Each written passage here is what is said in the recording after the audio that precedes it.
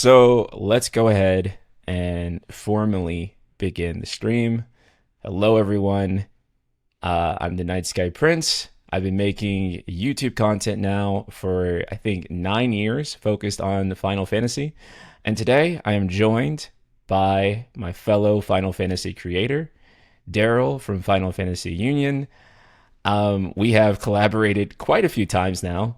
However, I think that the current occasion really calls for another collaboration for a few reasons. The first is that Darryl is extremely good just with numbers in general. He's been tracking this company and everything they do.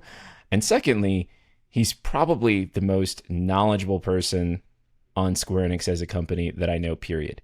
There's just there's like nobody else that I know that has put in the just sheer number of hours of research that you have.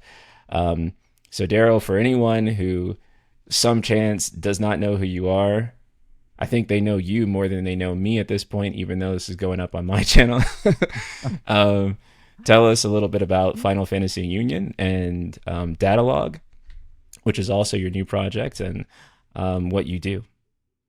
Well, thank you for the introduction to start off with. So yeah, my name is Darryl. I run Final Fantasy Union and also a new channel called Datalog, as Ryan has mentioned there. And yeah, I've been doing YouTube content creation for almost a decade now, which is quite crazy to think about. Mm-hmm. And yeah, like our whole objective around it is to try and I guess cut through the noise, talk about why people enjoy the franchise, try not to make people feel bad about what they enjoy about the franchise. But sometimes, there is situations or situations do occur when there needs to be a reasoned voice as to what's going on. And obviously we did that recently with a big video about the history of Square Enix, as some people are calling it. I call it the current state of Square Enix. There's a big Mm-hmm. comment chain as to whether or not it should have been called something else. But like part of my thing is about context. I want everyone to make sure that when we are talking about things, that we understand why we're talking about them. Because as you said, Ryan, it's really easy to jump to the conclusion and try and figure out like, okay, what's going on right now? But if you don't understand why it's happening, then it I think it frames it in a very different way. So that's what I try and do with all the content I try and create to make sure that everything is as explained as possible. Everything is very clear. And on the new channel as well, which is focused on other JRPG franchises, we're basically chronicling the JRPG genre, starting all the way with actually we start with Hyderlight, but it's kind of a bonus video, and our first official one was Dragon Quest, but really focusing on the history, why these games were made in the first place, how these companies were formed, how the creators that we've come to know and love got their grounding and footing in the franchises they on in the industry, and where they went on to. And I think it's fascinating to see like all these different journeys, and I've honestly found it really inspiring. Some of the journeys that these creators have taken, like the guy who made Falcom was like a mechanic and was just like, you know what, I don't want to do this anymore. I want to make video games. And so he set up like a shop where he sold video games and then just got people to come in and they decided, let's make a game together. Let's go for it. And it's like, That's those things incredible. are so cool. And I Yeah, love finding those things out and then sharing them with everyone. yeah, that's incredible. I didn't know that about Falcom. They're such an interesting company in general, I feel. The way they output is just completely crazy, man. Like, I mean, every year they have games coming out, and there's just a cadence that most companies in this modern era are not able to output at nearly the same level of frequency as them. And also with really managed budgets too. They're really cool. Tangent that I'm going on just because I just recently got into trails myself, and so You've I'm just gained really quite the fandom fascinated from by. what I hear. Yeah. A lot of people were showing up to the streams. It was incredible. I've been kind of my back's been hurting, and I had some other problems sitting for a long period of time. But yeah, I'm getting back to playing the game, and it's just been incredible. And they already have the second chapter of Shells in the Sky like coming out next year, so it feels really like a great time to be getting into that series as a new fan. So one of the things that you mentioned is that you did a video on the state of Square Enix, and that was a really good video. I feel like I learned a lot about the company. And I've seen so many positive comments on social media about the video too, and how much they learned and how it really contextualizes the current state that Square Enix is in. I imagine that video, I mean, like most of your videos, really must have taken a lot of research. Was there any like big or surprising takeaway that you had from doing that video on the current state of Square Enix? I think like a lot of my research is really focused around like Final Fantasy primarily and Square. Mm. I wasn't like massively familiar with the Enix side of the business, and really diving into the differences between Square and Enix before the merger really, I think, helped me to like position some of the problems that exist, and it helped me to frame, I think, Mm. a lot of the challenges that Square Enix has, because they are essentially two separate companies still. And when you think about it through that lens, a lot of the problems that we see make a lot of sense, because um, a lot of like people went into Square Enix as a company liking one of the two previous companies. There were probably people that liked Square and Enix games as well, but especially in the West, Enix didn't really have that much of a footprint. They seldom released any games in North America, and it was very unlikely that Europe got any Enix games at all. So outside of Japan, obviously they were very familiar with to Japanese audiences because of the Dragon Quest franchise and some of the other games they produced. But outside of Japan, they were almost non-existent for a lot of us. Mm. And all of a sudden, when you get the merger of this company, we get a lot of Enix games coming out from this new entity, and we're here as Square fans thinking like, okay, what's this? And we're expecting it to be a certain type of game, because I came into liking Square from '97 onwards, and so I had an expectation about what a Square game was going to be like, and certain levels of quality that I expected, and then NX games didn't have that same level of quality and like across the board, or they were in random genres that I wasn't really expecting. And a lot of the time, those games would have been isolated to Japan, but they started getting a bit more prevalence abroad, and it started to create this kind of weird situation where I don't think they really knew what they were. I don't think anyone else really knew what they were. So I think really diving into the NX side of the business helped me to frame things a lot better. So that's probably like the biggest thing that I kind of like learned when I was doing the research. And then of course it's Mm. like framing the Square side of the problems around that, because like Square have its problems, have their problems. I think the NX side of the business is probably actually the better side of the business right now. they Oh, they for seem to sure, know for they seem sure. to know what they're doing, Yeah. and weirdly enough, they don't seem to be adhering to the new company policies, which was, one of the first things Curio said was, we're not going to be outsourcing anymore. We're going to take everything in house. And the NX side were like, yeah, we're still going to be outsourcing. Right. I think when you have a merger of any two major corporations, there's always this like reconciliation of like the company culture, right? And typically, the one that's more dominant, kind of the company that bought the smaller company, that tends to be the culture that wins overall, right? And you may have some traces within the teams that worked under the previous company, but over time, that eventually gets kind of like washed into one corporate culture. But my understanding of it with Square Enix is that there is still SquareSoft and there is still Enix, and they kind of operate under this umbrella, but there's still two different cultures within this same company, and a lot of the times those cultures are not compatible with each other. Yeah, and I think like when the companies merged, Yuichi Wada talked about what they hoped to accomplish by the merger, and it was that they wanted to take the strengths of Square and the strengths of Enix and combine them together to create a super company that could take on the world, essentially. They called it an aggressive merger at the time. And I think their hope was that they would be able to take the huge quality and vision and polish that the Square side had, and then Mhm. combine that with Enix's ability to make games really cheaply using outsourcing partners. So they could increase the frequency of the games without diminishing the quality.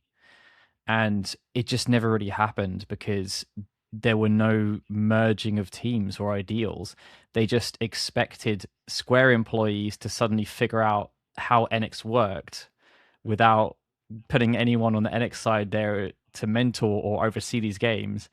And they expected the Enix side to just figure out how to make better games without giving access to anyone on the Square side.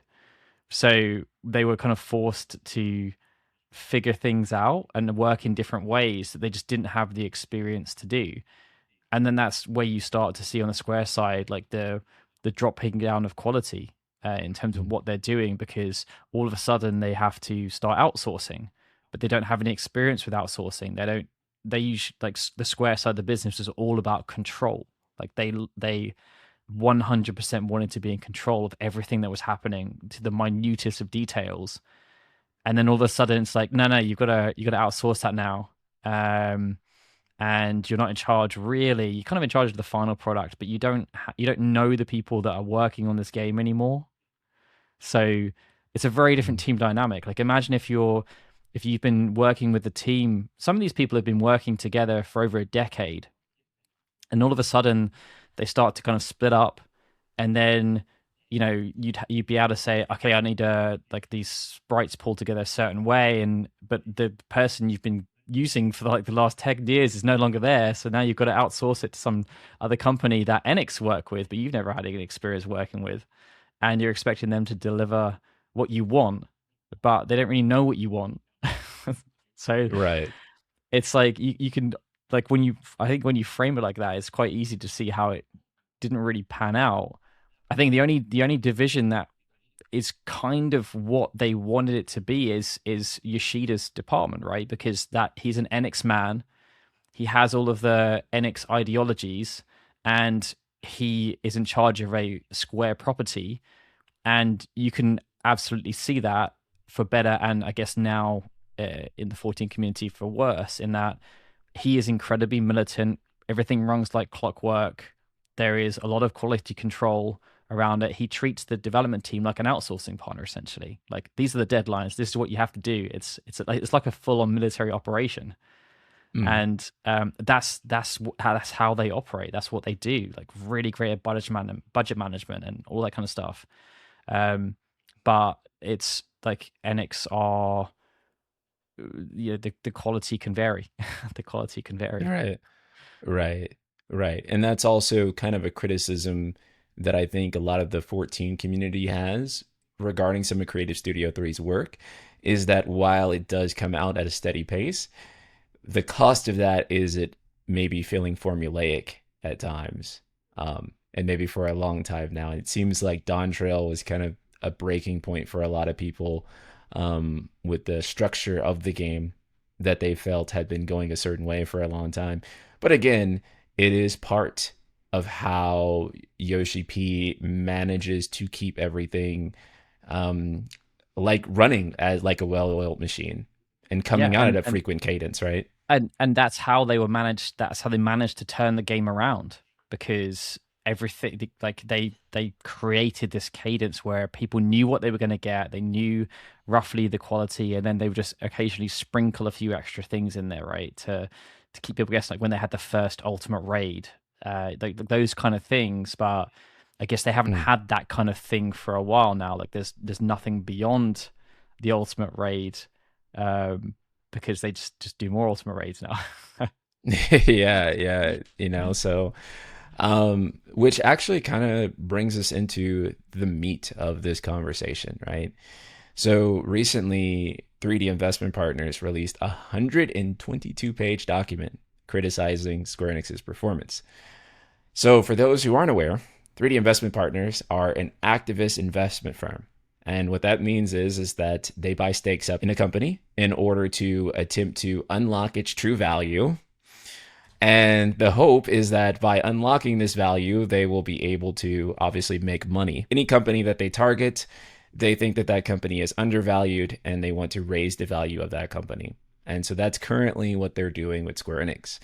and they own nearly 16% of Square currently, which makes them the second largest shareholder, right behind Yasuhiro Fukushima, who is the creator of Enix, who owns 19%. So it does seem like before long, 3D Investment Partners is going to be the largest shareholder of Square, right? They're around 3% away from it. So One caveat there is that the third mm, largest shareholder is Fukushima's family. So mm, those two combined have a little bit more than 19%. I think it's like 25, 26 when you put those two right. together. But Mm, yeah, like they are. I mean, there are some conspiracy theorists out there that believe they've done all this to try and make other shareholders more willing to sell to them at lower prices. Like, all these wonderful things that happen when this kind of stuff happens. right. um, but I mean, you and I have been talking about this for a while because they like the great thing about it, but I guess depending on how you look at it, is that they're very public with what they do. It's very transparent. Like, you can go on their website and you can see every single thing they've done to all the previous companies that they have owned, and it's a very similar pattern. And we were just waiting for this presentation to land because we knew it was coming at some point. And I even said in my video that, like, there's going to be a presentation coming at some point. We don't know when. And then they dropped it like 12 hours after I published my video. Wow. Incredible. Do you think that their goal is to devalue Square so that they can buy up more shares and gain more control? I mean, I do think that clearly, just judging from the patterns over the past year, that they definitely do seem to be wanting to buy more shares and gain more control. I don't think they would be able to enforce anything too major with the current amount of shares that they own, but it seems like they probably won't need to as long as they can convince other shareholders to be on their side, right? Exactly. And, like, it's I don't think this is their objective, but it's not too dissimilar from a hostile takeover, right? Where if Mm, that's essentially how these kind of things happen with publicly traded companies, where all they need to do is convince other people to sell to them. Obviously, they have to have enough money to be able to buy the shares off the other people. And I mm, don't know if they'll be able to convince Fukushima, for example, to part with his shares because he's obviously the founder of Enix. Um, but there are obviously plenty of other people that are invested that can happen. That can do this. You and I have talked about this, and I don't think you necessarily get it because obviously it's a very English thing. But there are many parallels between Square Enix and Manchester United, the football club. And Manchester mm, United actually went through this many years ago with the Glazers when they bought it out. They essentially did a hostile takeover of all the shareholders, and it got very political, and everyone was wrestling for control and power. And ultimately, they won out, and they got the majority vote. I don't think that's necessarily 3D Investment Partners' objective here. I think they're very one-dimensional in that they just want to extract as much value out of Square Enix, and it just so happened that they saw an opportunity here because they saw what I think we all see, that Square Enix are a company that is not fulfilling its potential. And mm, I don't think there are many people out there that would say that they are fulfilling their potential. You can be happy with what Square Enix are doing, but I think there's still an appreciation that they should be doing way better. And I think one of the things that I pulled out from the video is that when Square Enix was formed, they were the fourth largest video game company in the world in terms of the equity, the revenue they were generating. And over the last 20 years, that has just continually dropped down and down and down and down. And so many other companies have overtaken them, despite the fact that Square Enix still own some of the biggest IP in the world of video gaming. Like, there's no way around that, and it's just they're like a massively dormant entity that just, when they can figure things out and get it right, it's gonna explode because of the scale of what they have, the potential they have. And I think from a positive perspective, if 3D Investment Partners can, like, bully them into actually achieving their potential, then that's a great thing all around for all of us. We don't know their true motivations or objectives, but I think, like, some people have looked at what they've pulled together and been very critical of that, because some of the slides in there were, Pretty childish, I'd say. disingenuous. Yeah. Yeah. Yeah. But there was also a lot of stuff in there that was pretty fair, I think. And they echoed some of the points that I had made towards the end of my video, just in a much more aggressive manner than I did, I think. Because Mm. I would love to know what their plans are for their core IP that they own, because we don't really have any idea what they're going to do. You look at some other companies, and even they don't necessarily publicly say, okay, here's the 10-year roadmap for this IP, you roughly know what their objective is around everything that they're working on. And if you look at Capcom, which is obviously the one that everyone points to all the time, it's what 3D investment partners looked at. They haven't publicly said what the roadmap is for Resident Evil, but everyone pretty much knows what the roadmap is now. We've got RE9 coming out soon, and then we know there's going to be some more remakes that come out. We don't know what remakes they're going to be, but it doesn't really matter. What it could be Zero, it could be Resident Evil 1, it could be Code Veronica, it could be Resident Evil 5. They've got lots of potential things, and there's going to be people waiting to play them when they come out, because they know it's going to happen. And then while that's happening, they're going to be working on Resident Evil 10. It's pretty clear, but we don't really have any timelines. We don't have any plans. It's going to be coming up to a decade for the next release in all of their major franchises, all of their major IPs, except Final Fantasy. And that's not really an ideal situation, I think. Right. Yeah. I think the slide that left the biggest impression on me from this whole thing was the slide where they talked about brand recognition in the West. And they showed Final Fantasy was just below Pokemon and Mario. And more people are aware of the existence of Final Fantasy than World of Warcraft and Elden Ring. Mm-hmm. Massive franchises, people were more aware of it then.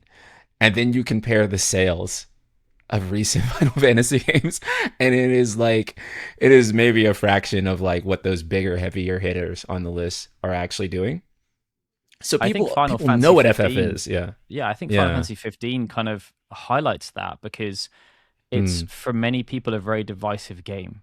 And critically, it's an 80s. I think when I did my survey, it was in the 70s amongst the core fan base. But people still really like it. They appreciate what the game is, and it's sold over 11 million copies. And imagine if Final Fantasy 15 had been a 90 plus game, a 95 plus game. Sorry, I said 11. Final Fantasy 15. It was that caliber of game. That 11 million copies would have been significantly higher. It's just a no brainer.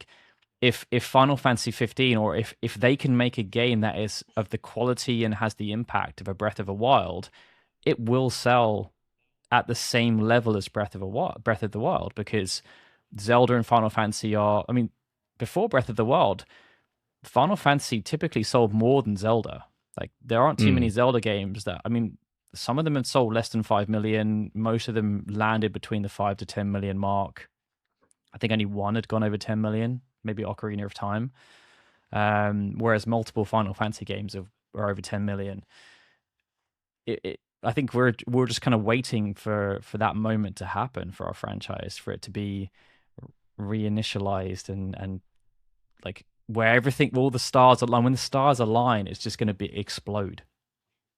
Right.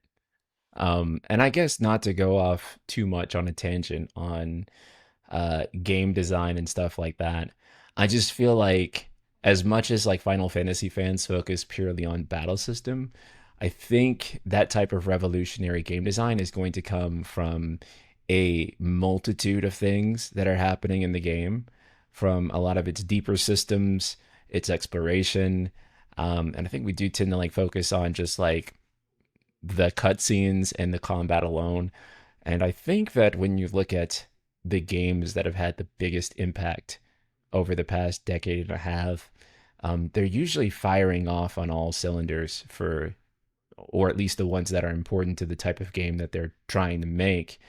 And so, I do think that Square probably needs to dig deeper into that in order to make that type of revolutionary um, game if they want to reach those numbers, right? So, but yeah, but that all costs a lot of money. It's not cheap. And some of the sales, or not the sales, but the development costs, sales and development costs really, for games like Final Fantasy 16 were listed in the document.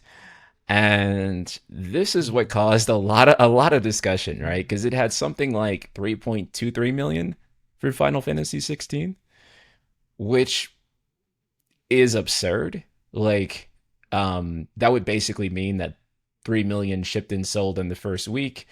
That would mean heavy emphasis on shipped. I don't know. What do you make of those numbers? Do you think that's legit? Do you think that they're just rounding with public information?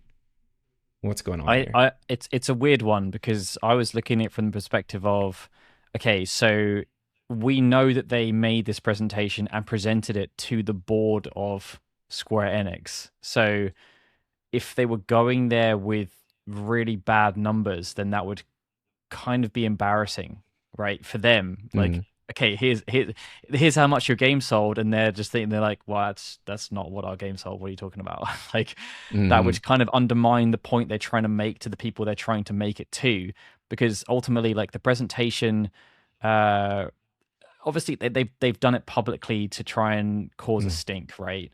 But they did present it to Square Enix first about like a month or two ago. And yeah, you'd like to think that they presented these numbers in good faith, that they actually believe that this is the current state of play.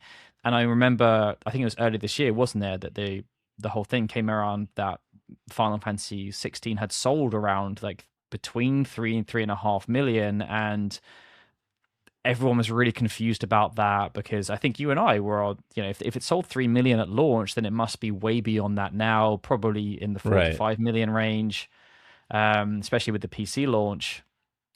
But then the thing came out earlier this year where it's like, actually, no, it's about 3.5 million. And then, but it came out that it was misquoted and all this kind of stuff. And then, but even at that time, people were starting to dig into the wording, and Square's press release was that it was not 3 million sold, it was 3 million shipped to retailers and digital sales, which is a very different metric. It means that they sold 3 million copies from their distribution to retailers. That doesn't mean they've sold any more to retailers after that point. mm, And it doesn't mean that there are 3 million copies in homes. It just means that there are 3 million mm, copies out at retail. So I don't, like, until Square actually declare it, like, we honestly don't know whether those numbers are real or not. I think mm. that's the reality of it. The only figure we've ever had is 3 million, and until Square give us an updated figure, then it's either 3 million or, we some people can estimate in the 4 millions, 4.5 millions, but it's all just estimations at the end of the day. Right. If they felt it's about 3.2, 3.3, then they must have felt pretty confident around that. And I guess you could see it from Square's own messaging as well, to a degree, where they initially said that their sales were not the best, but they were on par with what they'd expected, off the bat for that initial launch shipment. But then they changed their messaging towards the end of the year to say that the sales were now disappointing. So they went from being on par and not at the level we wanted to, okay, now it's not doing anywhere near as well as we wanted. Um, so it's a hard one. So I don't think there's any real benefit from 3D investment partners lying or making up numbers. I think they've gone in with the best that they can. And maybe it is a situation where they've come up with these numbers to try and force Square Enix to actually release the true numbers. Yeah. But that's just kind of, it's just theories, rumors. We don't know. Ultimately, Mm, that's the numbers they presented. They're obviously the numbers they believe to be true. And until Square Enix says otherwise, I mean, you can take it how you want, really. And it's the same with the development costs as well. I mean, Square Enix have never publicly said the development costs for any of their games, and I don't think they ever probably will. They used to quite regularly talk Mm. about development costs. We know the development costs of Final Fantasy 7 through 10, but they started being a bit more covert with their operations in that regard. But there have been tons of, again, estimates put out based on, development time, staff costs, quantity of staff, that generally put remake in the sort of 150 range, maybe 200 at a push. Mm. And yeah, it's not too unrealistic when you look at the size of AAA development these days. So I think obviously the third 16 is the red herring there, but we don't know if that is Square Enix's cost.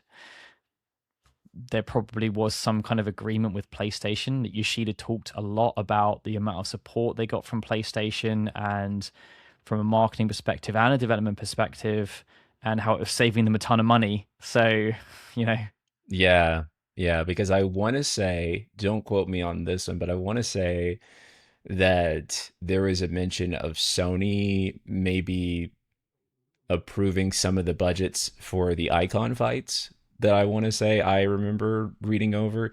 I may be entirely misremembering that. However, one thing I'm not misremembering was something that I dug up recently for a video. It was on a Japanese talk show called Weekly Ochi. And I remember reading that transcription, and on there, Yoshi P was basically saying that he wouldn't be the one to want to look at Final Fantasy 16's first numbers, like first week numbers. And now that I'm thinking about this and what they're saying in this document, I'm kind of like, oh, because if they really sold 3 million in that first week, and that was a strong, and that was a strong indicator of what was to come, the pre-orders likely would have reflected that. And it would seem odd to me for him to make kind of a nervous statement about that a few weeks before launch if leading into it they had pre-orders that were showing numbers like that, right? I don't understand why he would be indicating any type of nervousness about those first week sales. So that alone kind of shows me that there is something there. And then also, every publicly traded company, anytime they can turn something around and make it look like a W, they will, right? Because that makes their stock price go up. It shows that they're strong. So anytime they can be strong, they will be. And typically, when they're at their strongest, that's when they are most transparent, because they benefit from that transparency, right? They can say, look at this, look at the growth that we're achieving. The only real way I can think of, or the only real reason I can think of to not be transparent about something like the sales for these games and then only vaguely comment wasn't enough, you know, is if they are really underperforming in such a way that it is worse to communicate how bad it is than to just say it wasn't to our expectations. Does that make sense to you? yeah, no, absolutely makes sense to me. And yeah, I think that's absolutely why they're doing it. Because, I mean, like, if you look back at Square Enix's old financial reports, like the first couple of years as them trading as Square Enix, they used to absolutely talk about how their games were performing. You'd got sales figures to the 10,000s, and they were broken down by region. Um, they would talk about every single release in that year and how much they'd sold. They'd also talk about like sell through from previous years. And then all of a sudden, when Square Enix stopped doing so well towards the end of like the noughties, they started to become more opaque about their reporting. They didn't really talk about it that much anymore. And it's no coincidence that the only things they're doing sales updates for right now, they just did another one for the Pixel remasters, for example, right? It's an easy win for them. Nier is constantly getting sales updates, and Dragon Quest 11 is like they're the kind of like the win franchises they have, or the win properties they have right now. So they just keep updating just those in isolation, and then everything else just kind of gets swept under the carpet, and we don't know how they're doing. I think the fact that they've not revealed any sales figures at all for Rebirth is, I don't want to say it's damning, but it's not ideal. But then you can infer it anyway, because all you've got to do is look at the Japanese physical sales, and it's not quite like comparison, a direct comparison with remake, because obviously remake was kind of during COVID, like where the switch to digital was happening. So there is a natural reduction in physical copies anyway.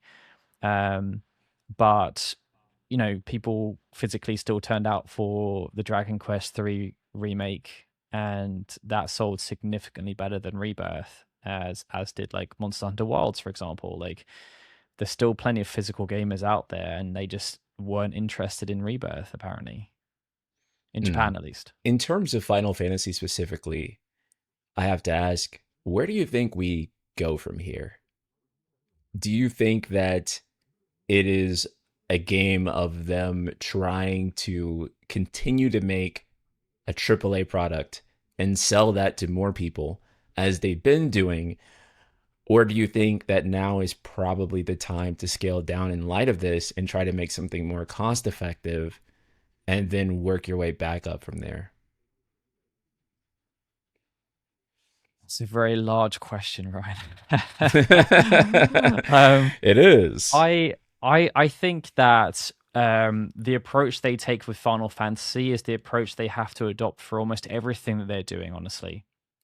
And it's that they need to try and figure out what separates this franchise out from every other franchise in the market. Once they've got that, they then need to figure out like who's in charge of making sure that that is maintained, and how can we make this as quickly as possible.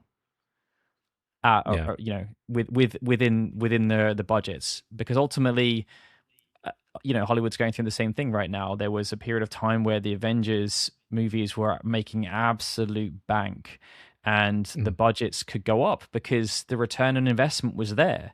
And then all of a sudden, the return on investment stops being there. So then you have to scale the budgets back. It's just a natural thing, isn't it? You can't just keep spending money and just kind of throwing it away. So they need to try and figure out how they can make these games cheaper, and they need to try and figure out how they can make them faster.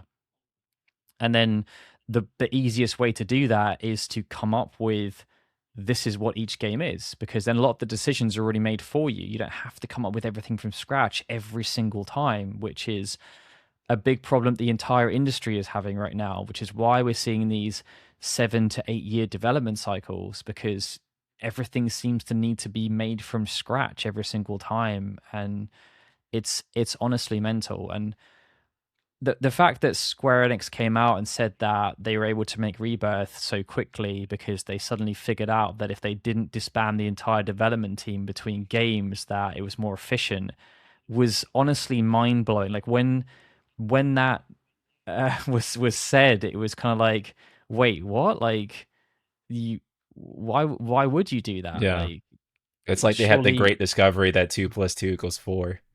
Exactly. And they were like, whoa.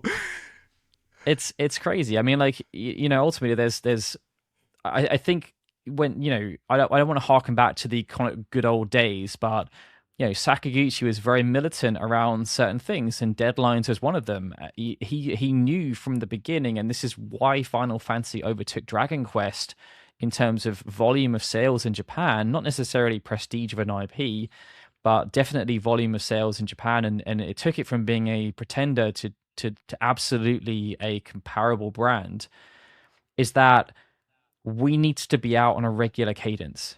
That is it. That is how you build the IP. Like, if we can't be the absolute best, we have to be at least there in the conversation more frequently than they are, at a high standard too. Not necessarily the highest standard, but at a high standard.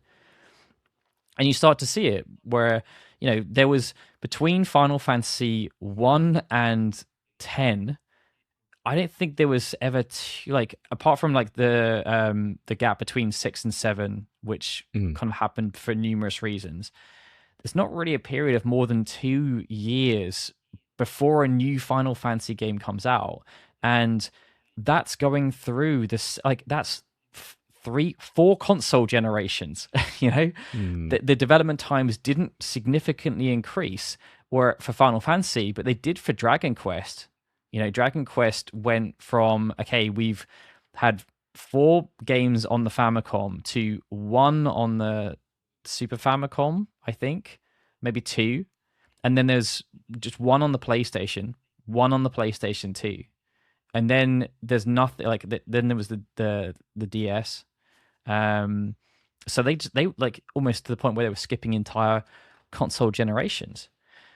Someone has just told Mm. me that Final Fantasy has never sold more than Dragon Quest in Japan. I am well aware that no single entry has ever outsold a game, but in the 16-bit era, Final Fantasy definitely sold more copies than Dragon Quest as a collective, and that's the point. Mm. Sakaguchi, Right. and there's an interview where Yuji Horii is lamenting the fact that he can't figure out how to make games as fast, and Sakaguchi's like, "Yeah, bro, like, we've got this mentality where we get a game out every like 1 or 2 years, and they got Final Fantasy 4 and 5 out in the time that they got Dragon Quest 5 out. So therefore, the Mm. sales were comparable. Like they weren't Final Fantasy, as I said before, like Final Fantasy is not a bigger brand than Dragon Quest in Japan, but its sales collectively are not too Yeah. dissimilar when you join them all up together. And they did it just because they just had so many games. Like Final Fantasy 7, 8, and 9 compared to Dragon Quest 7. When you put the sales all together, it's very clear which one is bigger. Right. Yeah. And Exactly. that's how they did it. And So, like they've lost that ability to do that. I think they have to get back to that. Like, mm. and it's a wider industry problem, and a lot of studios are starting to figure out. CD Projekt Red have just come out and said that the Witcher 4 trilogy is they're spending a bit of time up front, and then after the first game comes out, there's going to be a 2-year cadence between each game, like Which each is each subsequent game. absolutely crazy, Yeah, especially for the size and quality of those games. Really, just absolutely mind blowing. But this is kind of why I drill that point home so frequently about, they have like a lot of good fan reception for Final Fantasy VII Remake's combat. So I'm like, okay, keep iterating on it, keep doing something with it, right? Versus throwing that out for something else, right? And even though these numbers we don't necessarily believe them to be maybe be 100% true or 100% accurate, one thing that it does point out that is probably true is that Rebirth cost something like $20 million less than Remake. It's probably an actual proportion to like how much less it did cost. And Rebirth is a tremendously bigger game that was developed much faster and with far fewer hiccups than Final Fantasy VII Remake, and definitely more or less than Final Fantasy 15. And we don't really know with Final Fantasy 16, but I would assume that even still, because it took half the time, probably less. And it's a game that's so big that one of its primary criticisms is that there's just too much. It's overwhelming. I get burnt out playing it, right? So it's a game that they were able to make so massive in such a short time, and it costs less than the last thing. And we can presume that this trend will continue into the third part, where it will also be a very massive game, but it will probably cost less than Rebirth or Remake to produce. Part of that is asset reuse. And then the other part of it is just code and infrastructure, and the team knows how to go about it and make a game. And, we see this from Falcom, we see this from Studio RGG and the Like a Dragon games. And we're seeing this from a lot of major studios who are able to release these games at a very steady cadence. And so, what I keep seeing happening with Final Fantasy is that they are spending millions of dollars in order to reinvent themselves, but that millions of dollars isn't seeing an ROI in terms of brand new fans or reaching, massive new audiences. All it seems to really be doing is dividing their core audience even further, right? So that they'll spend money and make something like Final Fantasy 16's battle system, and some people will love it, and then some people will hate it, but there isn't a bunch of new people coming in to even have an opinion on it, period, right? So it Yeah, seems like they're just dividing the existing people. yeah, yeah, they're just making like the existing people, some of them love it, some of them hate it, but like they're not creating new people, right? So what I can't understand is that why are we continuing to do that under the guise that Final Fantasy has to completely dump everything out when historically that has not been true. And the ROI for I doing think that is it minimal, if not negative. it's been historically true in the Square Enix era, just not in the Square era. And I think Right. this then points back to that lack of vision for what the franchise actually is. And I don't think there is. I mean, they had that kind of Final Fantasy oversight committee that was put in place, and Katase is the brand manager. But when you have the brand manager saying Final Fantasy can be whatever you want it to be, like it doesn't really matter. Like I've never heard any brand manager say that, by the way, about any brand ever. what are your brand guidelines? There aren't any. Okay, cool. Let's go. That was You have just to use this so font. unfathomable. Yeah. I Talking, think talking to people who work in brands and brand management about that quote, they were so floored by it because they were like, what are you doing?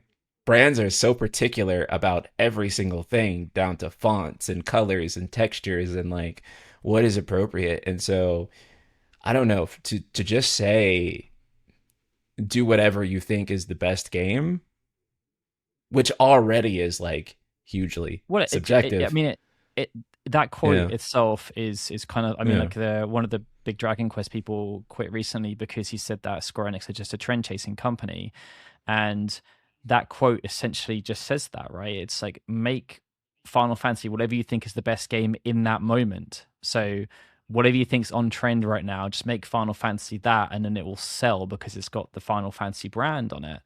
And that, especially when I was doing my book research, that came out as a common trend for it, that someone was working on a game that had a slightly different niche or a slightly different spin on an RPG, and then all of a sudden they were like, wait, you know what would make this game sell more if we called it a Final Fantasy game? And then the biggest one that always comes to mind is Final Fantasy 12 Revenant Wings. That was Mm. never meant to be a Final Fantasy 12 game. It was meant to be a Final Fantasy game, but it was meant to be like a specific. It's a real time strategy game. It's like they were Right. supposed to be using it to like kind of baby's first introduction to Final Fantasy through a slightly different medium. It's being created Mhm. by like Motomo Toriyama as a side project while he's also working on 13, Mm. and which is crazy itself, like him creating two games concurrently. And then they were like, yeah, by the way, this needs to be a Final Fantasy 12 game. And even though no one working this game worked on 12, you just got to figure out how to incorporate all of Final Fantasy 12's mechanics into this adjacent genre. And you've also got to tie it in with the story that you didn't write. Um, and then in for the marketing, we're not actually, even though it's a 12 game, we're not going to call it it's a pseudo sequel, right? It's not a full sequel, it's a Mm. pseudo sequel. Yeah. I feel they do this with Final Fantasy Uh, VII a lot too, right? Once with Dirge of Cerberus, when shooters were getting really popular and they wanted to make one, so they were like, let's throw Final Fantasy VII on it. And then they did the exact same thing again with the first Soldier, where they were like, battle royale games are popular, let's throw Final Fantasy VII at it, right? So I do think that for particularly Final Fantasy, that just stronger brand guidelines are needed. And I don't even think it has to be as formulaic as I think a lot of people are imagining, where it's like as strict.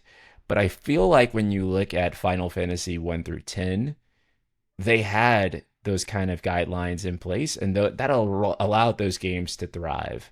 And yeah, one of and the things that I think about now is that we don't even have a like, who is the guy that's actually in charge of all of Final Fantasy, right? Kitase, it's there's no clear visionary for the whole series. I think that's that's the challenge. I don't know if they ever had explicit brand guidelines before in the past, but what they did have was a continuity. And if you look at, I shared something with you before the stream, Ryan, of like all this Mm, like screenshots from all of Square's 16-bit RPGs, and they all kind of look the same. They either have like the blue menu that everyone knows so well, like that same gradient on it with the command menu, like the sprites look similar-ish. And it's because like if you think about like Final Fantasy and Romancing Saga, right? They were their two premium IP that they had throughout the 16-bit era.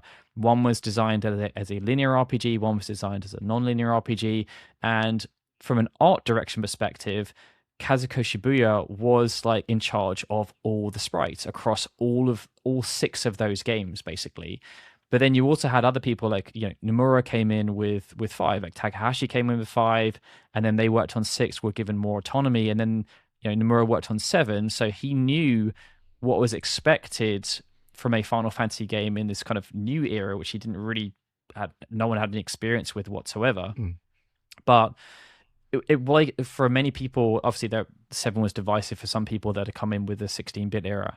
mm, But it doesn't seem like too much of a mental leap to be like, okay, those sprites look like this, because mm, Nomura had worked on the two previous games too. Takahashi worked on a little bit as well. A lot of the same people were working on all of these games. Like Chrono Trigger is another great one where a lot of the people that worked on the art for that, some of them came from Final Fantasy, some of them came from Secret of Mana. So you mm. have like UI elements from the Final Fantasy franchise, but you have like sprites that are a bit more like Secret of Mana because it's a bit more action focused in terms of the way it works. And a lot of people say that the protagonist of Secret of Mana looks very similar to Chrono. Um, like there were all these similarities in terms of the art, and especially these days, art is such an important part of it. And the challenge that Square have is that they're constantly changing the visual identity of the franchise. Gameplay is obviously one thing as well, but yeah, it's hard to look at one now and think like, yeah, it's a Final Fantasy game. Mhm. And I think that's one of the challenges that they do have. And it's one Yeah. of the things that Sakaguchi was even trying to implement, when he went out as well. He wanted the games to have slightly different visual identities to appeal to different people, and that's fine.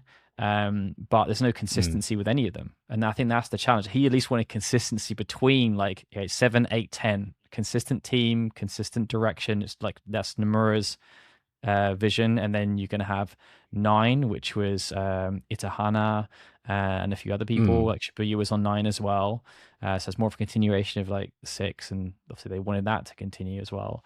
And then 12 was a continuation of like the tactics style, um, but it's kind of lost though that consistency now because the people working on like there's consistency between 16 and 14, right? You can see that very Yeah. clearly. Um, but it's difficult because 15 had consistency with a bit like of versus like the original vision, but it was also a lot of the Type Zero team that came into that one, and then really helps to build that out. And the Type Zero team would kind of worked on before Crisis and Crisis Core and stuff, and not really the same kind of games as the other things. Um, so I think it's that consistency that they used to have, and they got that consistency because they worked on so many games in such a short space of time, right? Mm. People got the Yeah. experience of working on those games, and then when they were promoted into more senior positions, then they would put a slightly different spin on what they were taught. And Mm. I think that's kind of what's like the lineage is kind of been lost a little bit.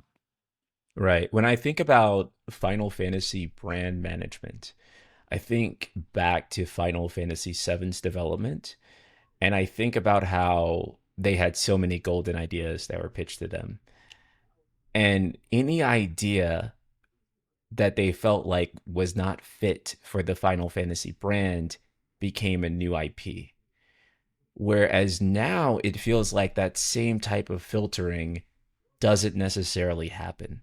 I'm sure they have pitches internally that they don't feel like is a fit for Final Fantasy, but it feels like they aren't saying to the same degree, okay, maybe going in this direction goes too far from what people expect from Final Fantasy. So we'll make that like a new IP. It feels like they're just like, that sounds like it could sell 10 million units. Let's do that. you know, there is a question in chat that I also think is really important for the sake of the clarity in the points that we're making. Final Fantasy File says, but that relies on Final Fantasy reventing themselves into something that some Zelda fans didn't agree with, no temples, etc. So how can Final Fantasy break out if they never change? Um, I wanted to comment on that and basically say that if you really think about it, with Final Fantasy VII, it really didn't do a lot gameplay wise different than Final Fantasy VI. It mostly elevated the production values of everything that had come before it to the highest level possible. And that is what made Final Fantasy VII stand out. And it's not just FF7, really. You could look at Persona 5. There's nothing that Persona 5 does that Persona 4 did not, other than better dungeon design. And that's pretty much it. For the most part, Persona 5 is mostly iterative on everything that came before it. However, what the big difference was with P5 compared to 3 and 4 is that they upped the production values of it to a million. You know, the better menus. They invested a lot more on music. They again invested a lot more on better dungeon design, on better character models and visuals. But for the most part, Persona 5 is like Persona 4 in a multitude of ways. And so they will continue to do things differently from game to game, and they should. However, it's really the consistency leading up to 7 that enabled 7 to happen. The consistency, well, maybe not so much as with Persona because they shifted styles, but even then it's still there from 3 to 5, right? They had a consistent formula that they came up with Persona 3, and they iterated on it until they came up with Persona 5, which managed to reach 10 million. And so you can look at, say, Elden Ring. You know, Elden Ring is iterative of every single FromSoft game that came before it, and then they hit they hit the gold mine eventually with Elden Ring, where they introduced the open world and upped the production value to a million and did all of those things. And so I think that's a formula that they've done before, and it's a formula that you see happening in other adjacent IPs. And I think that's just all they need to do from the way I personally see it. Darryl, if you have anything to add or disagree with that, you can feel free. No, I think what you're saying is completely accurate. Uh, Weirdly, I mean, like, you know, people always hark back to Final Fantasy X. That was I saw someone saying that all the PlayStation games are completely different, and you know that's definitely one perspective. But I think there was a very clear evolutionary visual style between 7, 8, and 10. 9 is the outlier there, but it was intentionally different on their part, and some people didn't like it because it was visually different. And but 7, 8, and 10 is very clear that they were trying to make realistic looking characters. But when you look at how the games are presented, they're still very similar. Like 7 had the pre-rendered backgrounds. 8 still had the pre-rendered backgrounds. You know, 10 they moved away from the pre-rendered backgrounds, but they still had fixed camera angles because they technically couldn't go beyond that, and that was the next evolution they were planning to do to make it so you can move the camera around. The battle sequence, the camera angles are very, very similar. You know, the menus Mm-hmm. are very similar. The way the characters move and animate is very similar, especially between like 8 and 10. There's a lot of things that are very similar between 7, 8, and 10. It's just a natural progression that they got better at doing the thing that they were doing, taking use of the hardware that was available to them. If they produced a game that was a ramped up version of 10 right now, Expedition 33 just shows that that could be very successful.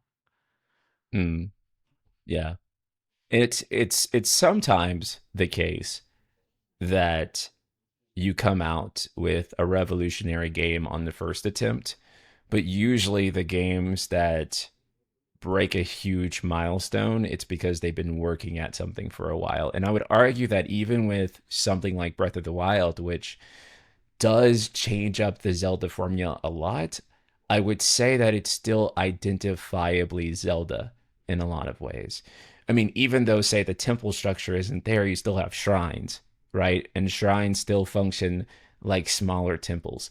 And all of the Zelda trappings that you would think of are still there in some form. However, it's changed in the way in which they're presented and when you interact with them.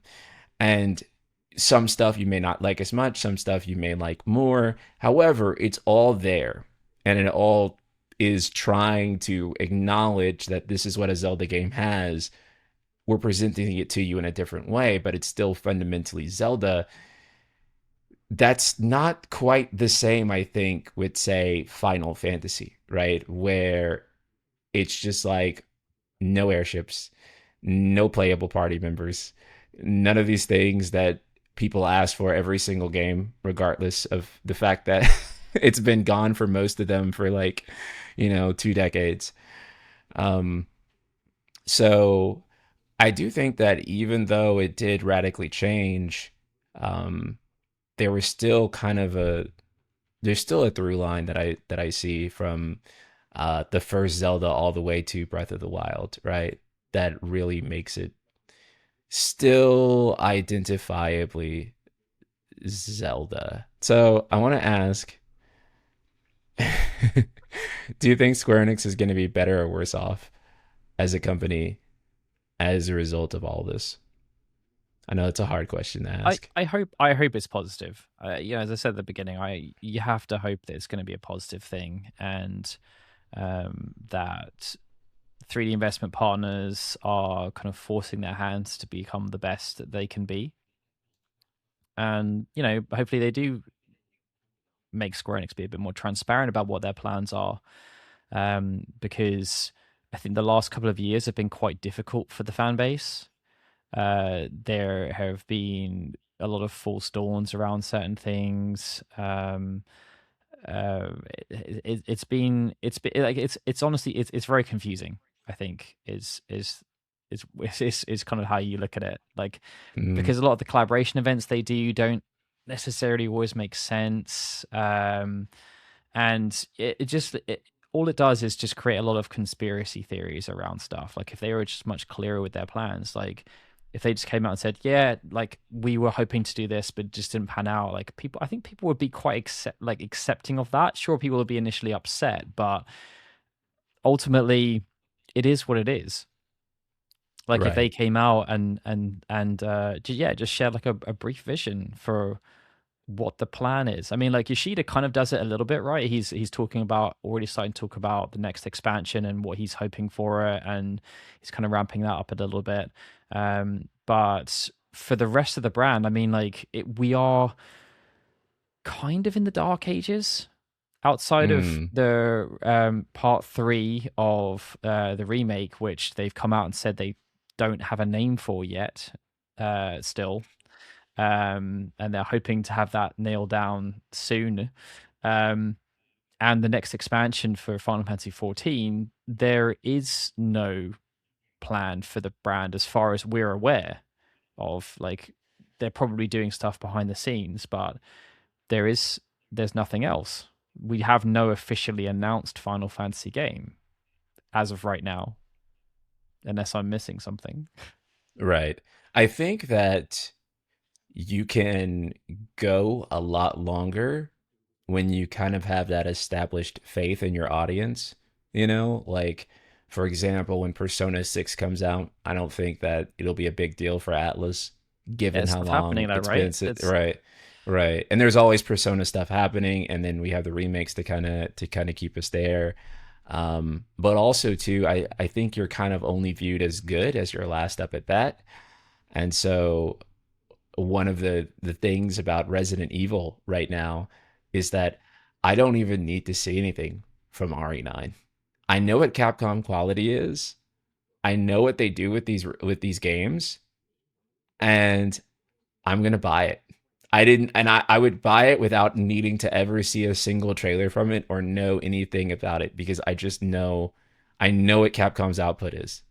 Yeah, and I think that was one of the big things that I kind of uh, finished up with in my video, that there Square Enix has a lot of individual fans. Like there are lots of fans of Mm, Square IP, there are lots of fans of Enix IP, but Square Enix has not really made an IP.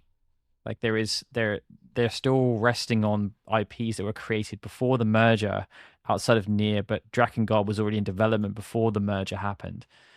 Um, Whereas, Capcom, you can be a Capcom content creator now, like legitimately, mm, like across all of them. You can be talking about Resident Evil and Monster Hunter, and I mean, Monster Hunter is mm, kind of its own, slightly its own niche. But even within that niche, you've got, like the kind of the main games, and then the non-main games like Rise, which obviously caused controversy recently with the comments.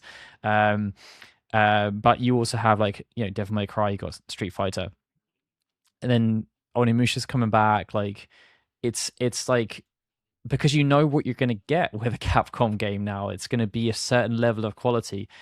The new IPs can be hit and miss. right. Like Exoprimal is one, for example. But I feel like they use those to experiment, so that when they do something with their main established IPs, they're less likely to screw up or screw around. Like they use those new IPs to just try stuff out. Like Kunitsugami was just a very experimental game that appealed to a certain group of people. Mm, I don't think it was like bad by any stretch of the imagination. It was just very niche. But I'm sure there's going to be elements of what they learned when making that they will be able to incorporate into their other games, because everything's on the same engine and they all work with each other, and it's very, very mm. collaborative as a company. So you can see the DNA across everything. Yeah. And one thing Whereas a Square chatter don't really have mentioned, that. yeah, one thing a chatter mentioned is that I feel like brand recognition is not there post Nomada character designs. Characters designs felt like they used to be a huge part of FF. Yeah, I mean, and And the that's like kind of company, a thing right? It too. wasn't just Yeah. FF. Yeah. Parasite Eve was, like the bouncer. Like there were other games that he was very much a part of, that he helped to Mm. steer the identity of. Yeah, it's one of those things where obviously Nomada is not going to be around forever. And so they definitely would have to figure that out, just like with Uematsu, you know, and him, Who's he's who's his Uematsu is successor? right. He doesn't really have a clear successor. He has successors, um, but there's not like a clear guy who's like um, the successor. And of course, there's no clear visionary for the core of Final Fantasy as it currently stands. And someone in chat earlier with the super chat had said they thought that Nomada should be brand manager, but I can tell you quite strongly with a great degree of confidence, he has no interest in being a brand manager. I mean, it's the Kingdom Hearts brand manager ish, Yeah. right? Like Hazama is, I think, the official Kingdom Hearts brand manager. But I'm pretty sure that Nomura is the one who's like, no, this is Kingdom Hearts, right? This is, Yeah. he's got a Yeah. very clear vision for what that franchise is. Just like Yuji Horii has it for Dragon Quest, and like maybe he doesn't care so much anymore. But for a very long time, Yuji Horii was adamant. I mean, even now with the HD 2D remakes, they had to go through him. Like everything had to be approved by him. Like this, Mm. and he decided whether or not it was a Dragon Quest worthy game or not. Oh wow. Big super chat here from Subtext. And this one's a question for you. He says Darryl mentioned waiting for an FF to reach a 90 Metacritic. Rebirth reached that, yet sales are still questionable. What are the odds that Square Enix bets on building off that quality momentum or shifting away in response from sales? Now, I'm sure that they're pretty satisfied with the Game of the Year nomination and the Metacritic, but yeah, that does beg the question. So it is I actually said like 95, 90-ish, because I was trying to Yeah. make the Breath of the Wild comparison, which I think was in the 95 plus range, right? But obviously, like the caveat with Rebirth is that it was a direct sequel to something. so it Mm. it already hinders its ability to sell. And I think that's one of the things that Square Enix has never really been able to figure out in the way that some other companies have. Like, I we've talked about Assassin's Creed before and Mass Effect. Both of those had sequels that managed to sell more than their Mm. predecessors. Um, but with the Rebirth, yeah, it was a very, very high quality game, but it was also a gate kept game. So it was a Mm. hard game to recommend if you like as a first entry into it. Um, if they managed to figure out how to like create a game that has all of the same qualities of Rebirth that is not related to Final Fantasy VII, you'd probably Mm. well, you'd hope it would sell better because it would be easier for Yeah. people to recommend. Yeah. I can't tell people play Final Fantasy VII Rebirth, right? Not off the Because bat. No. right. I have to tell them to play Final Fantasy VII Remake first. And that's the bottleneck. And And so, that's like technically you don't need to, right? But it's yeah. hard to understand what's going on. I think with like Assassin's Creed 2, there was obviously an ongoing story that happened, but it was also a self-contained game. You didn't really need to know what was happening in the broader story. And with Mass Effect 2, again, they did a really good job of making it self-contained. And you didn't really Mm. need to play any other ones. I think the Yakuza franchise is kind of like that as well. Like you don't really need to have played the previous ones to figure out what's going on. And they put all those like movies in that help to explain the core story beats of what happened before. And Yeah. um, like I think that there's other franchises that do a good job with it. But yeah, I think Rebirth was just hard to recommend, even though it's like a Mm. phenomenal game. Like it's hard to recommend to people on that Mm. basis. So, former Square Enix director of business, Jacob Novick, he's been on Twitter lately. He loves talking about this stuff, but I love reading his threads on it because it's usually pretty insightful. He says that Square Enix needs to realize that they're competing with the Clair Obscures of the world and not the Call of Duties of the world. What do you make of that statement? I think it's fair. Yeah, I think it's fair. Like especially right now. If you even if you look at the US sales that's just come out, the highest grossing games in the US, the highest grossing game this year was Battlefield 6, first person shooter. And Mm. Kingdom Come Deliverance 2 was in the list, Monster Hunter Wilds was in the list. So if you build an IP up that you can get in there, but it's hard. But Square Enix don't have the IP equity at the moment to be able to leverage that. They don't have like the like Kingdom Come Deliverance was obviously like a really really hardcore fan base, and Kingdom Come Deliverance Mm. 2 delivered on everything that the people wanted it to be. Monster Hunter Wilds hasn't necessarily delivered on what people wanted it to be, but Mm. it was a credit in the bank situation, right?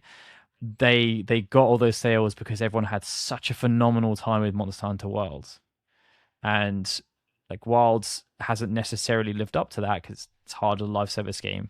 Um, but I think yeah, like they need to take a step back, and yeah, try and find themselves again. I think is ultimately what it is. Call of Yeah. Duty is a machine. It is an absolute machine. And even they're stumbling a little bit right now, and they're trying to reinvent themselves a little bit with the next one they've already announced. They have a plan for their vision for the franchise, right? They've Yeah. announced already what they're looking to do because Black Ops 7 hasn't done what they hoped it would do. Um, and yeah, I think it's absolutely a fair statement that is who they're competing with. But Right. they've always thought that, especially based on what happened during the PlayStation era, they were the Call of Duty during the PlayStation era, Right. and during the PlayStation 2 era to a degree as well. Like Final Fantasy X was still one of the best selling games from that era. Um, but then the lack of frequency, the loss of brand equity after 10 just really really hindered it. It hindered the franchise. Mm. And they Mm. are kind of they need that spark. Yeah, because whenever I think about something gaining viral traction, it tends to be from the core base outward. So you have to make something that the core fan is really enthusiastic about, such that they go and tell every single person they know, this is the one, you need to play it. And I feel like with most Final Fantasies of late, it has kind of not had that momentum, in part because there will be some type of hangup that will prevent it from achieving that. The thing of it is that while they kind of continue to divide the existing base, I think that kind of the lesson for them from Clair Obscur is that they probably could make a game that is a lot cheaper, turn based, which also would make it a lot cheaper, and they would not have to spend nearly as much as they are on these massive AAA adjacent things that they're trying to do right now, and they would still have a very well received game. I think that's like the big takeaway from E33's success, is that obviously E33, while not being like literally a Final Fantasy, it is something that is probably close enough, an approximation of what most people consider Final Fantasy to be. And according to Sandfall, they made that game for under 10 million. There is some skepticism on that claim, but I think we can all agree that it was a lot cheaper to make than, say, what pretty much any other AAA game you would compare it to. So that tells me that there is a way to make Final Fantasy for not nearly as expensive as we currently make Final Fantasy. The other thing is that that game took debatably less time to make than Final Fantasy VII Remake, with Mm, maybe less than 10% of the staff. yeah, yeah, and just really clever outsourcing, and then that's all they had to do, right? I mean, I guess that Square Enix had outsourcing too. At first, they had outsourcing the CyberConnect too, which was terrible, Yeah, and then which then goes back to our initial points around them not being really yeah, that experienced with outsourcing and working with mm, in that regard. yeah, I and don't, I just mean, I still don't know how that situation happened, right? Where it's like the biggest game that they could probably make.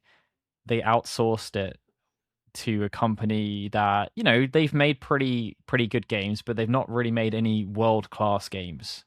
CyberConnect yeah, 2. And it took them like a year and a half ish to realize, this isn't really kind of looking how we want it to look. mm. And then Nomura has to come in and be like, yeah, you guys are out. Like we're taking it over. We're gonna fix this. And I think they still ended up working with them like on some outsourcing stuff, but ultimately, like, you know, you look at that initial cloud versus like the Nomura fixed mm, cloud, and it's like mm. uncanny valley. So yeah, it was the most jank looking thing ever, and so I do think that them getting better outsourcing partners and really considering who they want to work for outsourcing is tremendously key to this. But I do think that there is a way to scale down Final Fantasy and it still have all the appeal and maybe even more than um, than it does now. I mean, like, for example, if you were to take Assassin's Creed and give it a world map, I don't think people would I think people would be pretty upset, right? Because it'd be something that's so fundamentally different than like what people expect from maybe that series. But I think if you give Final Fantasy a world map, people would be elated, right? And the world map's cost is not going to be nearly as big as, say, an open world. And so it's just like even with something like turn-based combat, for example, way cheaper to make a turn-based game than it is to make an action game. And not only would it be cheaper, you would have people applauding you for doing it. And so whenever I look at all these things that they could potentially do, I'm just like, you guys could just go in there and bring all these things back, cut the cost of what you're currently working on, and a lot of people would be cheering you on for doing exactly that. And you would be better off because the profits would be better. Yeah. I mean, like, I still think the biggest challenge that Square Enix have had is that they just don't iterate anymore. And I think, Yeah. going back to the earlier era, they were always iterating on everything. And Yeah. so there was a natural progression, even if things were different. They some things were kept the same, some things Mm, were put in brand new, and other things were developed upon. And mm, like, as much as I want to absolutely go along with what you're saying, I do yeah. feel as though it's akin to asking them to figure it out again, even though technically it's what they used to do. I Yeah. still think that the smartest choice for them is to just say, okay, what we've done with Remake and Rebirth is really, really good. Let's just keep cooking on that, and you can like keep the battle system, develop it slightly, Mm, um, and I don't know what they're going to do with Part 3, for example, how they're going to like tweak it and make it slightly different. But they mm, showed in the olden days, the golden era, that the ATB system was very malleable based on, they would incorporate slightly new things, like, when Final Fantasy VII incorporated the limit breaks into it. It was a game changer for how dynamic it made everything feel. It made everything much more fast paced and interactive, and it then had the interactive elements too. Like, so it was a bit more. There was more feedback in terms of what you were doing with the combat. They found ways to tweak what mm. they had already, and that was when they would have slightly different people come in to work on the battle system, knowing that, okay, but you still have to keep that formula because Ito's watching you from afar. like, um, Yeah.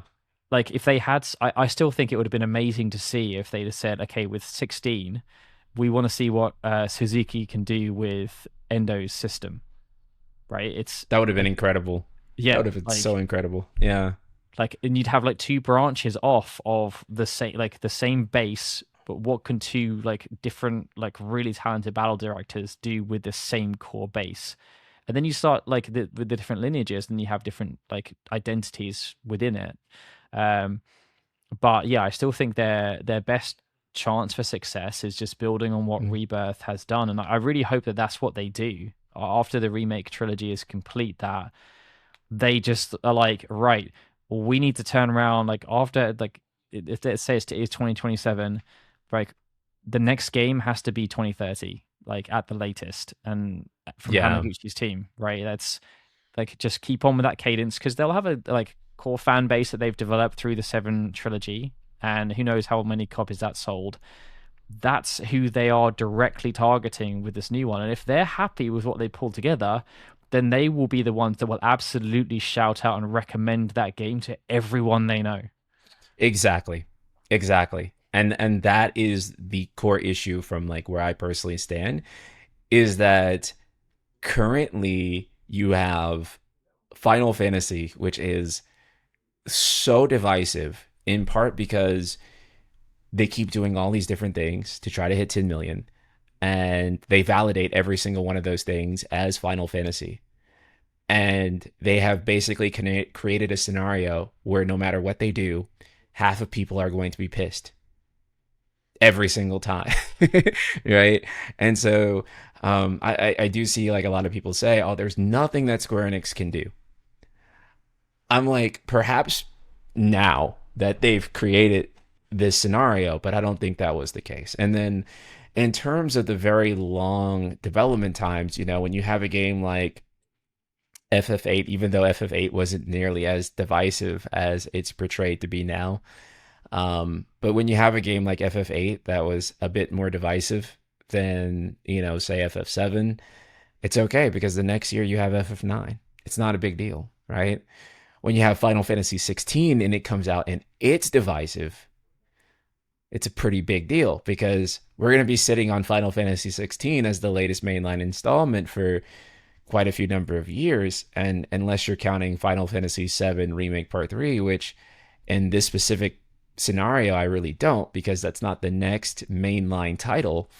You know, you're going to be sitting on Final Fantasy 16 probably until 2030. And if you love the game, I guess that's fine. But if it missed for you, then you have to sit on that disconnect from Final Fantasy for that 5 years. Yeah. And that's the You kind know? of sad thing about it, right? Because like we know that Hamaguchi's team is completely like rammed with the remake. They have to finish that. But Yoshida was able to work on an MMO and Final Fantasy 16 at the same time. If they were given the same mindset that, okay, you've got to take everything you learned from 16 and like fix all the things that people didn't like about it, because 16 was so close to being that game.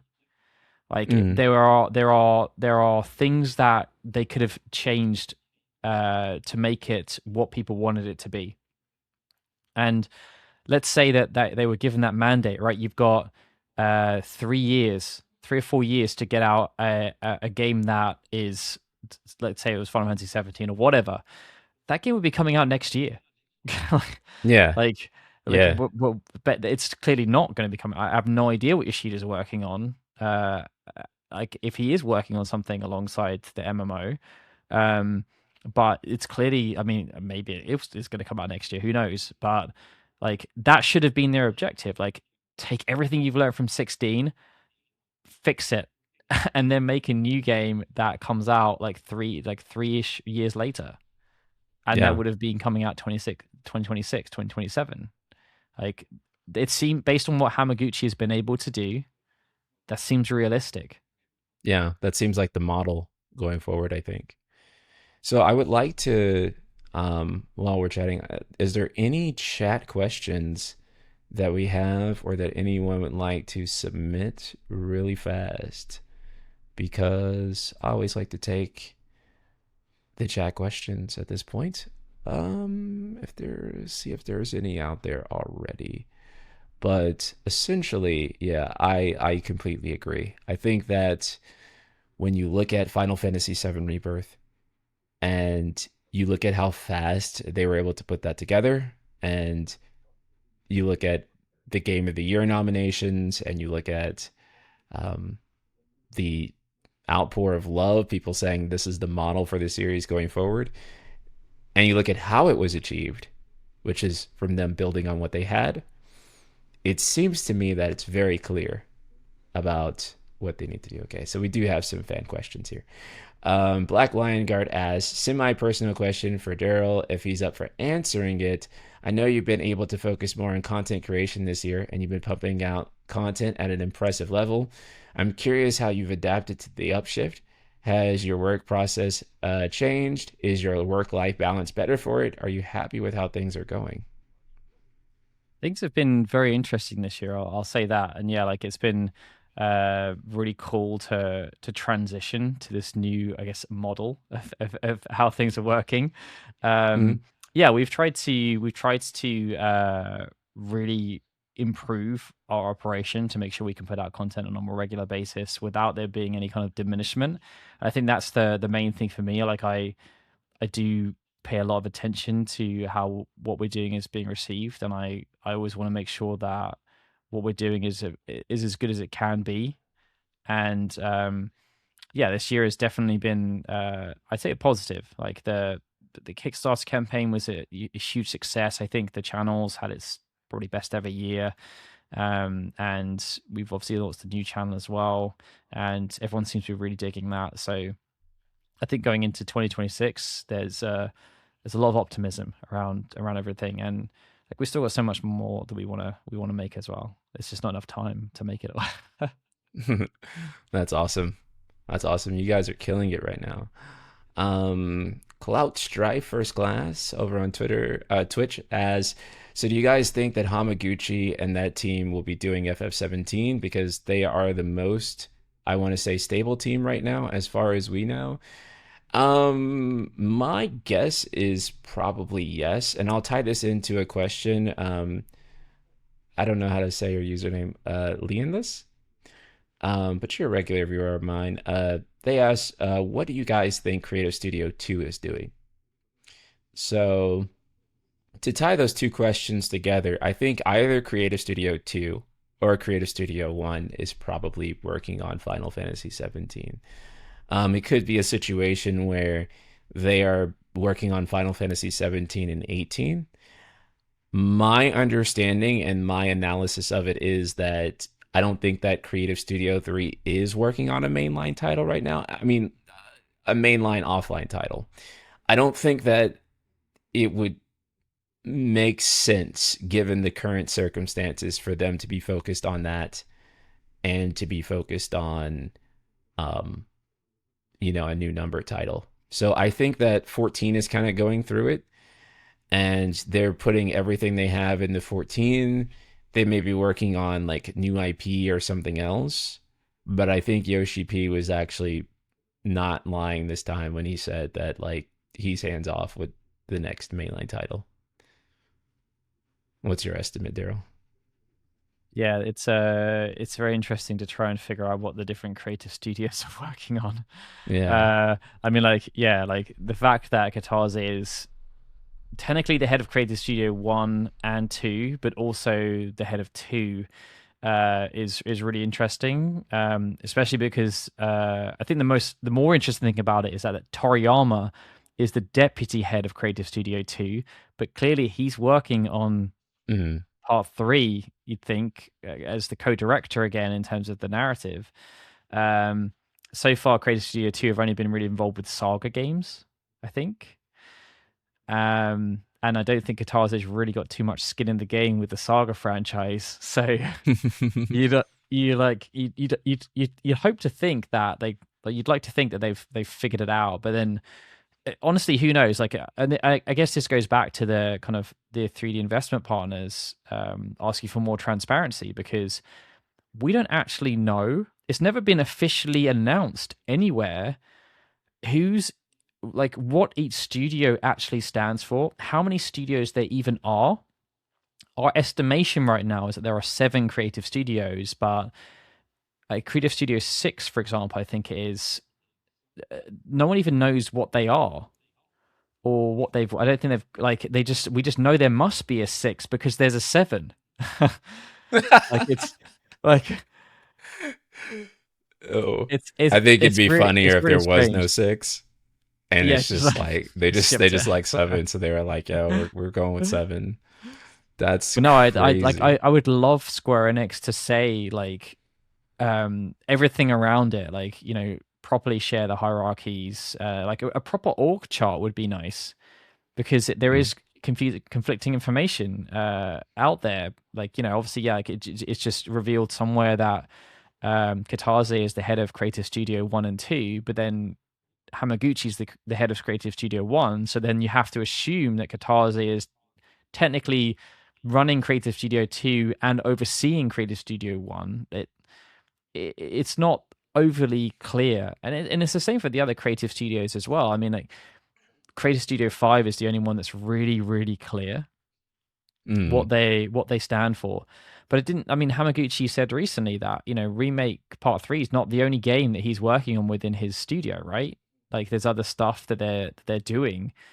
No idea what any of that is. I'm sure like it's going to be revealed at some point. Um, but as far as we know, Creative Studio 1 has always been mainline Final Fantasy game. Like that's what they've done. The only deviation they had from that was when they worked on Mobius.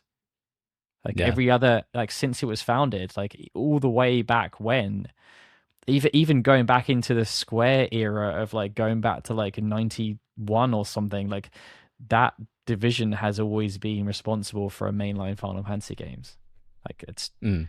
it only changed when Business Division 2 worked on 15, and then Creative Business Unit 3 worked on 16.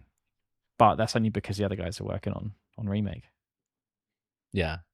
So it seems clear to me that I do think that Creative Studio 1 is working on a Final Fantasy, and whether that's 17 or 18 is probably what remains to be seen, but they're always working on a Final Fantasy. I would like to think that Creative Studio 2 is also going to be kind of like a maybe a splinter off of Creative Studio 1. And then what they'll do is that they'll have three mainline Final Fantasy teams going. And so bi-yearly there will be like a brand new Final Fantasy game, and that Final And Fantasy an game will have been in expansion, development. Right, and and an an expansion. expansion. Right. So basically, um, yeah, so really in between that, you'll maybe go like 1 year without like a Final Fantasy thing happening, and then actually maybe not even that, because you may have like maybe like a side game that appears in between that, right? So every year you'd have a major Final Fantasy release happening. That's what I think that they need to do. Yeah, and then like you'd hope that the side game that they release is something of really high quality. So they either figure out how to like pick Asano's brain and get him to teach them how to quality control with outsourcing. Because like I think I made the point in the video, and maybe like you have a different perspective on this, Ryan, but Mm, like Octopath 1 and 2 and mm, the Dragon Quest remakes and Live Alive and mm. even the Adventures of Elliot, they're all worked on by completely different companies, but you can't really tell that, right? I didn't know that. Yeah, that's crazy. Yeah. Because they have like such good quality control on like what they want these companies to work on. I think there's like over the past Mm. 5 years they've worked with 6 different outsourcing partners. Wow. Because like Triangle That's Strategy again is really, yeah. a different company. Like they're all completely different companies. Like they do Mm. have like some consistency, but it's not as much as you think. Because I was surprised, yeah, that even Adventures of Elliot is being worked on by a different studio. I'm like, how? Like this is how they can churn all the games out so quickly, though, because they have Right. like 3 different studios working under their guidance every year, which is why they can do 3 different games. Which is crazy. Because, Um, yeah, I was wondering how they were outputting so fast, and now that makes sense. But like I Wow. think if they can figure out how to like use his model, and then you have it like Creative Studio One, they can be working on one game in house, and then they can outsource another game that has a clear vision behind it. Because that has Mm. always been the struggle, right? Like Stranger of Paradise, I think, is the poster boy for it. That it I, I don't really know what the plan was for that game, but it clearly wasn't at the quality bar that Square wanted it to be. And you all you have to do is look at the other Team Ninja games that they were produced by that kind of division. That Stranger of Paradise is nowhere near on the same quality bar as Rise of the Ronin and Wolong and Neo. Like it's not because but then that's ultimately Square's responsibility, Square Enix's responsibility, not Team Mm. Ninja's. They just Yeah. made the game they were asked to make. You know, and it's just, it is crazy too with games like that where it just really felt like, in terms of creating the, like really making sure that was a quality product. I hate to say it, but like it really doesn't feel like anyone was doing that in general. It really just feels like they just got the game back from them and was just like, yeah, we'll publish it.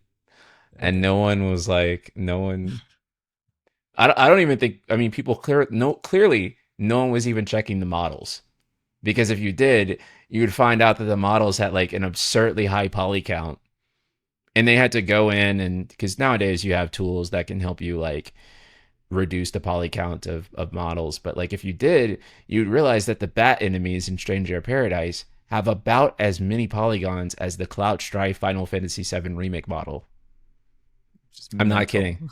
Yeah, that's how poorly optimized that game was. So I was like, no one even bothered to check the models. I'm like, any experienced game developer would look at that and be like, oh, this is horrendous. The game is going to run terrible. And like, nobody did anything. I think that game is like one of the epitomes of what we were talking about, right? Yeah. Imagine if they'd have Yeah. made a Souls ish a game at Yeah. the quality of like a world class like Neo. Like Neo is or Lies of P, right? Like Yeah. any of like the kind of like the pretenders behind the Souls franchise that are considered like because I think Mm. Neo is typically a 90 plus rated game. Like it's got a really hardcore fan base, and there are conceptually things that are similar between Neo and Stranger of Paradise for sure. But it's just nowhere near the same level of quality. But imagine if it was. Imagine if they'd have Yeah. actually like made a game that was as good as it could have been. Because like Liza P right now is like, everyone loves that game. It's kind of considered to be the best non From Soft Souls game, right? Mm-hmm. And Yeah. it's got a really good like sales long tail. Everyone loves the DLC expansion. Um, but Stranger Paradise was not that. Yeah. Yeah. And I get people liking the game that it is, but I'm just like, yeah, but Imagine the it game it just could have could. been. Yeah, the game that it could have been, though, if they actually like had put something into it. Let's. Is there one last question that we have to like end things off on that would be really interesting? How about this one? This is pretty interesting. Thoughts on a brand new Final Fantasy MMO anytime soon? I, MMOs are a really strange one, right? I know Mm, you and I occasionally talk about World of Warcraft, like from afar, and yeah. how like that game is somehow still like they've managed to like bring it around. And part of what they did to bring it around was to to bring back what people liked about the original game. So they've got two continuities now, haven't they? Because they did World of Mm, Warcraft Classic.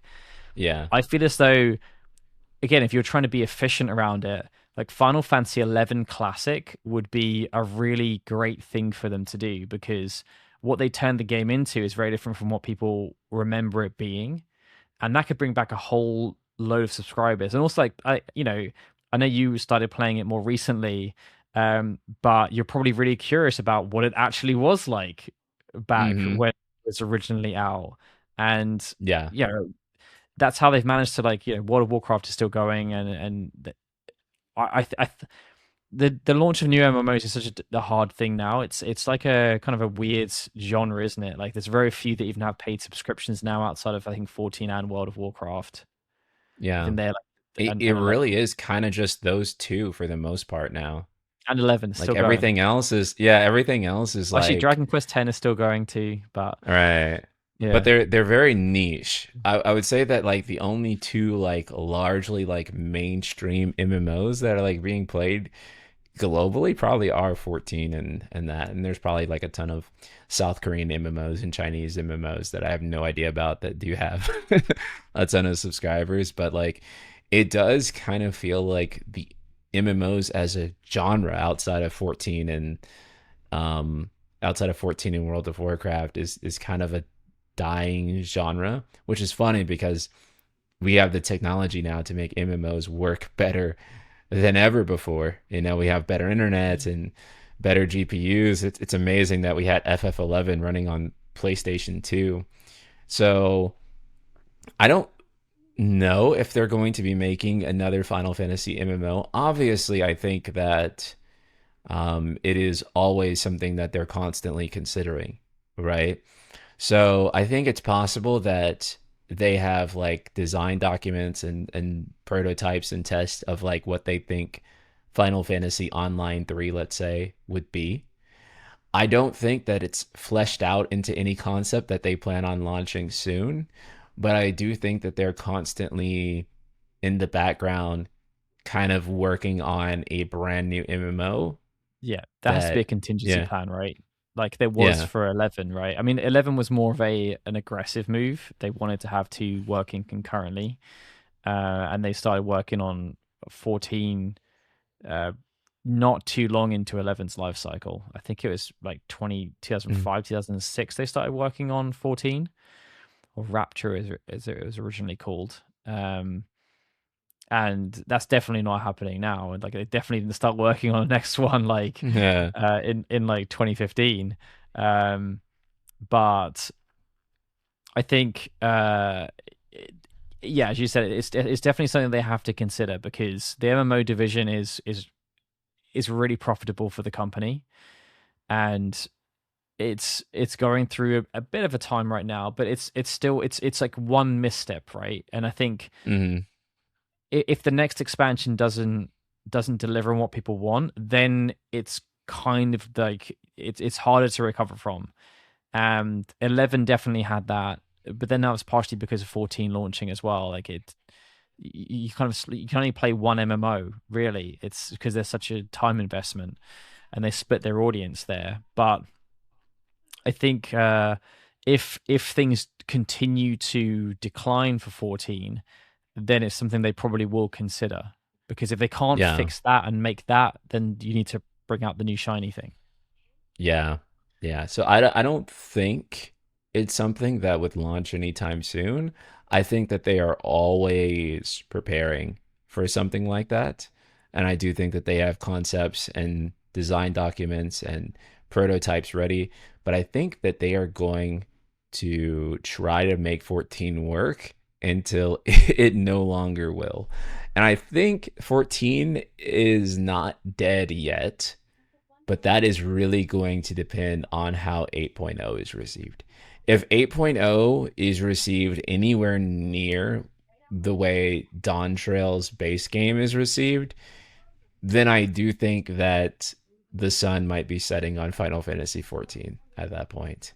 I do think that two expansions that miss in a row would be pretty catastrophic for the game, right? Arguably, just Dawn Trail missing at a pretty critical point was like pretty rough for them, right? Did a number on the game's reputation and probably on the number of people who are actively subscribed. And so I think that they have another shot. You know, one bad expansion won't knock you out of the game, but I think two bad expansions in a row is going to be damn near next to impossible to recover from. So I mean, they need from to a put everything from they a got. positive Yeah. perspective, right? You know, Yeah. if you're comparing it to the situation that Yoshida inherited, they're in a much better Yeah. position now than they were after 14 1.0. And Yeah. you know, he's been talking about how he's viewing the next expansion as akin to what a Realm Reborn was for the game. And Mm. if that is the case and they can turn it around like they turned around 1.0 to a Realm Reborn, then you're on Yeah. another massive upward trajectory from there on, right? Yeah. So I mean that's already kind of an interesting comment too, because A Realm Reborn is essentially a remake. It is Yeah, they not. remade the whole Yeah, game. it is. Yeah, they remade the whole game. So if he's liking it to that, maybe that is the answer to your question. You know, maybe that is that they are indeed working on a new Final Fantasy MMO, and that new MMO is still Final Fantasy 14. You know, it's Final Fantasy 14. Uh, I was gonna say 3.0, but that doesn't work. It's the third coming, let's say, of Final Fantasy 14, right? Maybe that's what the new Final Fantasy MMO could end up being, right? If he is working on one. So, okay, I think that rounds out today's conversation. Darryl, if there is anything you want to promote, go ahead and do so now. Well, someone in the chat has been asking about when the next pub quiz is going to be, and if you're going, Ryan, I Yes, don't know if you've announced it yet, but there is I going to be have a not. pub quiz next year. Yes. It's going to be slightly different format. So there is a concert happening for Hitoshi Sakamoto, the composer of Final Fantasy Tactics and 12, that is going to be partly relating to his Square works and Square Enix works, and also partly related to his Vanillaware works like 13 Sentinels, sorry, and Muramasa. And as part of that, we are hosting a small pub quiz before the event. Ryan is hopefully going to be coming over as a special guest. If you're interested Yes. in that, then if you just Google search Sakamoto concert, you know this is a world first thing. As far as I'm aware, Tactics music has never been performed live on this scale, and Sakamoto is going to be there in person to celebrate his music being played with everyone. So it promises to be a pretty special day. So if anyone's interested, Yes. hopefully we'll see you there. If you're a fan based in the UK and you want to meet me in person, this is your chance. So please go ahead, buy your ticket now. All right, I think that that pretty much wraps everything up. Thank you guys so much for joining us. We peaked at over, wow, there's 380 people watching across both platforms. Thank you guys so much. That is huge. Wow. Thanks for watching. Be sure to subscribe to both of us. I'll have a link in the description below. And I'll see you all next time. Later, people.